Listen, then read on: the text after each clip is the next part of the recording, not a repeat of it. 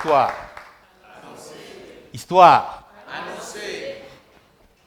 Once upon a time, in the forest, a small village of animals, deep, deep, deep in the forest, animals were living happily together.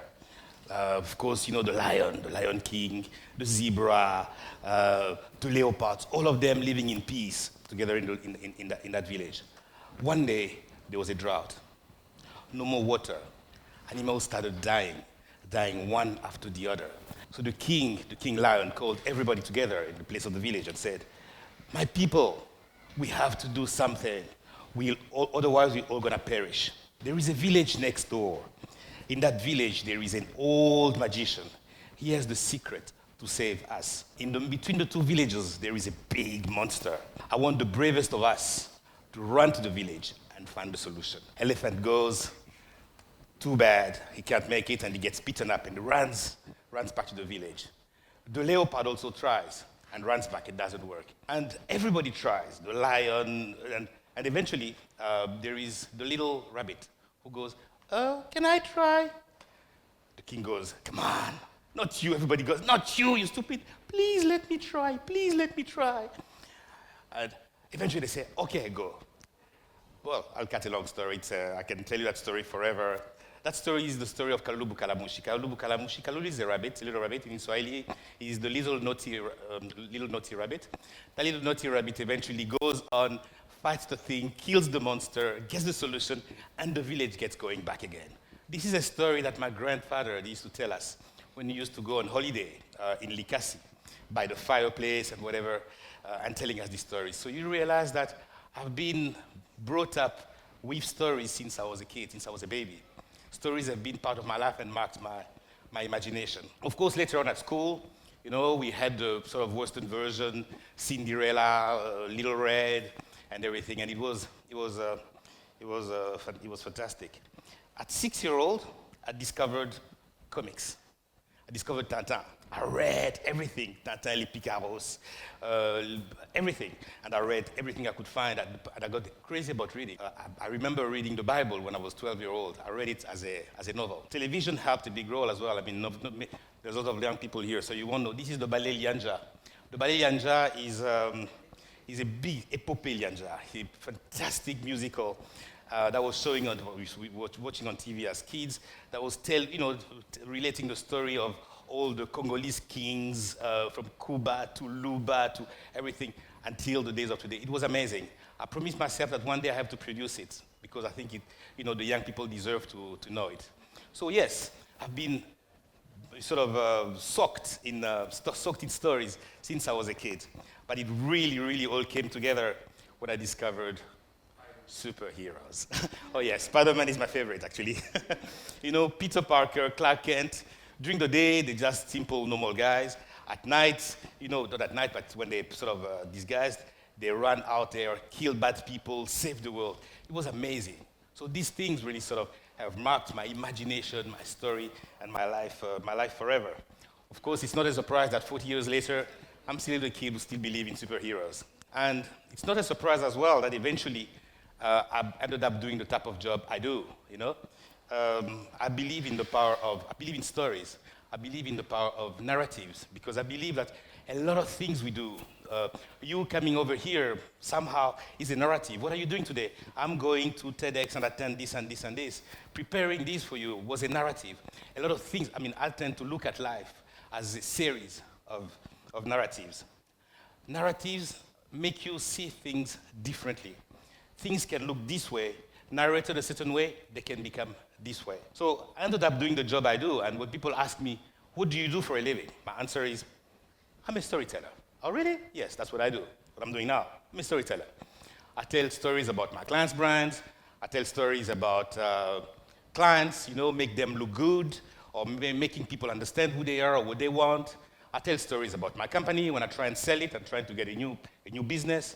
I tell stories about Congo when I try to make people think that Congo is a great place and so on. So that's what I do for a living. I'm a storyteller. To illustrate that a bit in my job, for example, I have a client, telecom industry. And in telecom, what do? Well, you need to call somebody, they sell you airtime, or they sell you data. That's what they do. And they come to me and they say, hey, we want people to buy more airtime and we want people to buy more data. But come on, guys, are you selling airtime or data? I mean, imagine, for example, today we're in sort of interesting periods. We're running towards election, big discussions about democracies. People have got different point of views about a lot of different things. People have got different opinions. They say, you know what you're actually doing. We'll tell you what you're doing for the people.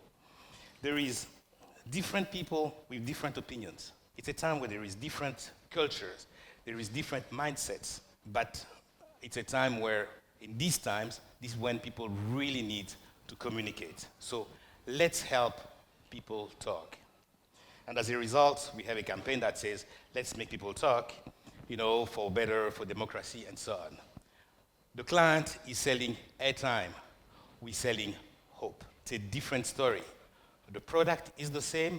The narrative makes the difference. I love this story. I mean, Kennedy once was, sort of visiting NASA. As he's visiting NASA, I'll tell a couple of stories just to illustrate.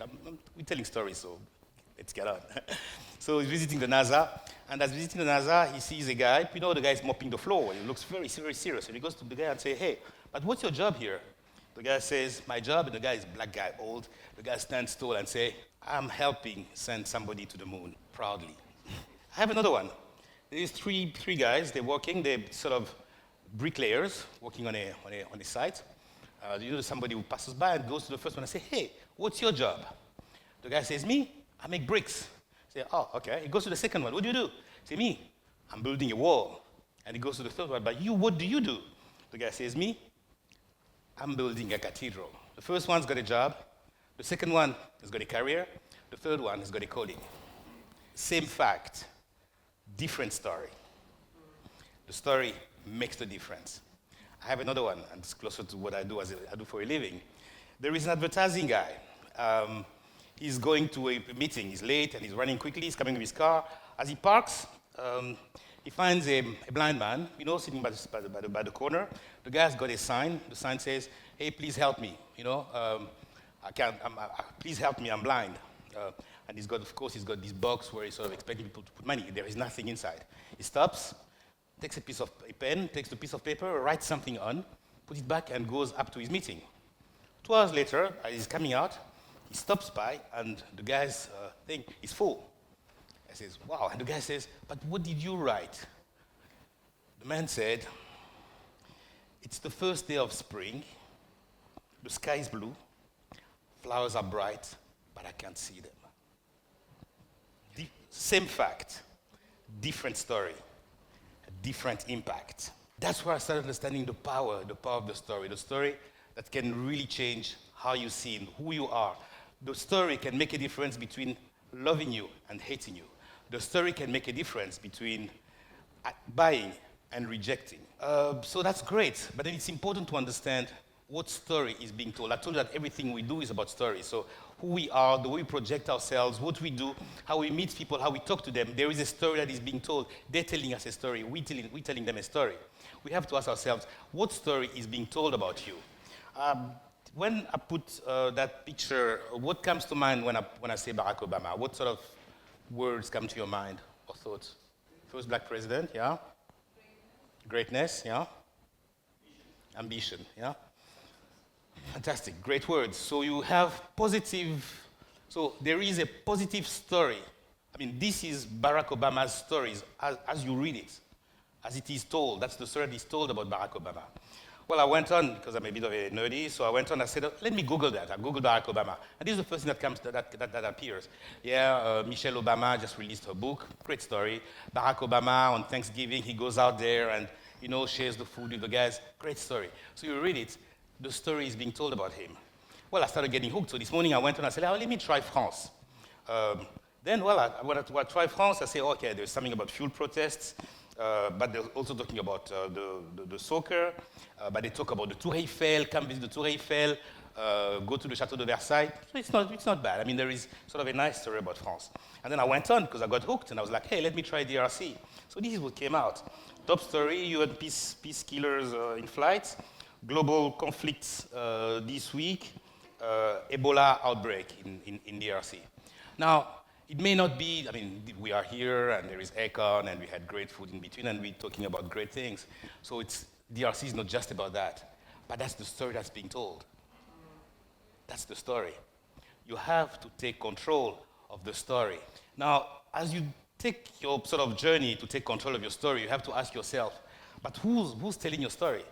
Now, as African, we have a long history of word of mouth. I told you about the story from our grandfather, and so on and on and on.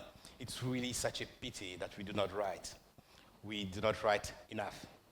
I'm with some friends. There was a friend of mine, Yolande, I think she's gone, she was here earlier. She sent us a challenge. She says, please challenge someone to show 10 books that they've read, in a 10-day challenge where every day you show a book that you've read that you really loved. And it's going on. So she challenged me, I challenged people, and it's great. It's actually amazing. Actually realized a lot of people read. But the problem is, of the books we read, only a tiny portion are African books. Very, very, very few.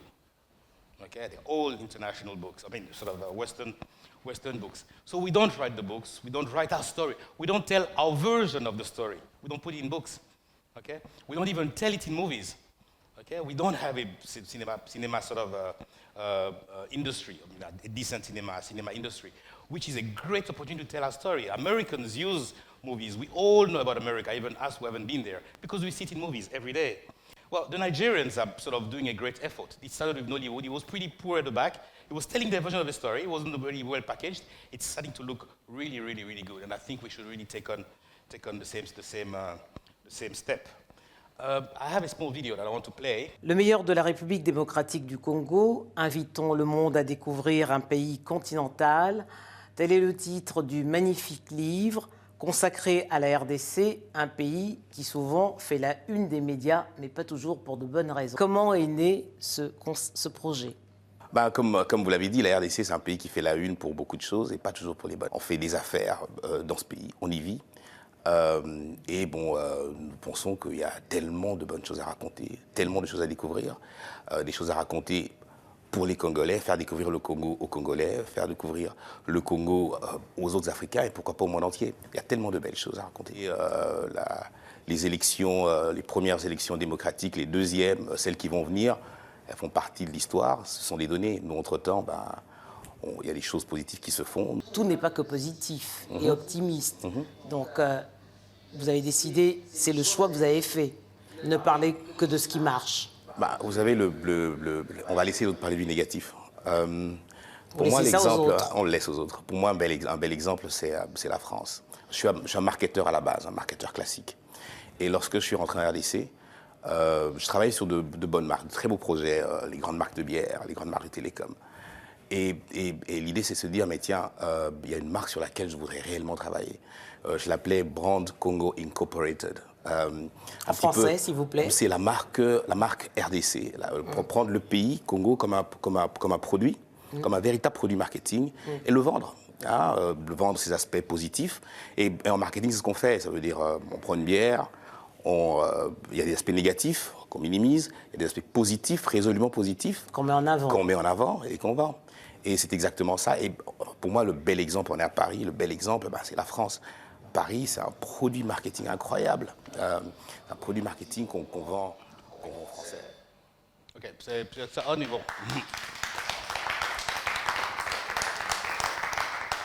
Who's telling your story? Most of the time, the media tells your story. And the media will lack the juicy part of the story. You can see in that discussion, I mean, she was asking about what interests her. There is bad things happening in Congo and stuff like that. And we were pushing for the positive side of the story. You know what? In the facts, there is some good things and there is some bad things about happening in Congo. The choice is what story do you put forward. So yeah, so it's all about taking control of the narrative. Because if you don't take control of the narrative, well, somebody else will. Because as I say, whatever happens, a story is taking place. So if you don't tell the story, somebody's going to give their version. Make sure you control the narrative, and you make sure that your version is the one that is known. But when we talk about narratives, I mean, the way I'm talking, it may sound like the narrative is only about how you tell about things. It's about the cover. The cover is, I'm great. The cover is, Congo is doing great. The cover is, my business is fantastic, and so on. But that's only the cover. The real narrative is actually the content, the inside of the story, the inside of the book. You need to take control of the cover. You need to take control of the inside. Make it happen. Okay? So, like I said, our past it's not told by us. It's a pity. We let other people tell our past. Our present, we're not really doing a great job at telling our present. But the future belongs to us. We need to tell the story about our future. So as I dream big, I'll give you a little example, little story, sort of to illustrate. My girlfriend sort of she wants to go and do some diploma overseas. So she applied to the school and whatever, and she really worked. And it's very, very, very important for her. So she worked, she applied, she did the exam, she sent the money and everything. And then, of course, lately to get a visa to Europe is a bit difficult. So when she applied for a visa, it was a bit complicated. It's taking time. So there is a guy who comes and says, hey, I'll help you. They're like, okay, fantastic. So she goes, she gives him all the stuff. And then she's waiting and waiting. And the other day I'm asking her, say, what's going on? When is your visa coming out? I don't know. The guys told me to wait. I said, what do you mean told you to wait? I said, what happened? I said, well, I called the PA. And the PA said that she could not get hold of her boss. I'm like, what do you mean she couldn't get off the bus? But then call the boss. She's like, yeah, but I tried to call the boss, but his phone is always engaged and he's not picking up and so on. I say, but no, come on. You're not going to tell that PA and that guy, get on the way to what you want to achieve, to what you want. So I say, where's the office? I say, well, it's down the road. But go to the office. She went to the office. 30 minutes later, she calls me. She says, you know what? I just took my papers back and my passport and my money back and so on. These guys have not even applied yet for my visa. She has let other people take control of her story. She had let other people take control of the outcome and control the narrative. And people do that too often. I mean, my team knows me, my colleagues and whatever. They know me. They know that I always complain about, I hate the verb to wait. I say, you can't be waiting, because while you're waiting, other people are busy doing other things that are more important for you. Nobody is waiting to things that they have to pay Pygma, they have to give them the money now. No, they've got other things to do, they have a life, they have other things to care about. So I hate the verb waiting just because of that. Don't let someone else decide about your outcome. So I'm getting towards the end. Narrative is a reality, it's not a fiction or dreams. You think it, you tell it, but then you make it happen. Just to illustrate on a simple day-to-day basis, my best days are when in the morning or the day before, I decide I decide the end of my day. I know exactly what my day is going to look like. I used to sort of think it, and I used to be okay at the beginning of the day. At the end of the day, I decided to do 10 things, I do 5. And then I started writing it. When I started writing it, I actually got better. Lately, I actually record it, so because the phone helps you, so I'm recording in the car. I've got to do this because of this and this and this, and it's incredible, the effect it has on my output, on actually me writing my daily narrative. But the daily narrative applies to the day, applies to the week, applies to the month, applies to a lifetime. Applies to that, but it also applies to you as an individual, it applies to a family, it applies to a full business, it applies to a full country, it applies to Congo, it applies to a continent. Owning, writing the narratives, and making it happen with an end in mind. Now, just to finish, this is to illustrate me, a 33-year-old in South Africa, just coming out of a long relationship, a bit sort of bruised, not really know what I want to do, coming out of a job, sort of looking forward to what I want to become. And one day I just stopped and I said, hey, I have to write my 10-year vision. So this is what I started writing. The year is 2010. I'm 43-year-old. I'm happy because I'm successful. Why? And I put a couple of sort of things where I projected myself as success to me in 2010. And it was amazing, in fact. And I put it aside. It was amazing. In 2010, I look back and I look at what I wrote and what I was living. I had written about starting up a company. I had said that I wanted the company to be done with friends and family. I said that company had to have an impact on the community where I was operating, all these things that I had written about more personal stuff. And it was incredible that what I wrote, I achieved at least 8 of them. It was amazing. And then 2011, I continued running, doing my stuff. 2012, 2013, the next 3 years, I did not write the next chapter. In 2013, I look back and I'm like, oh, damn. I realized I just spent 3 years where I had achieved nothing. I didn't know where I was going. I was just going because I had to go.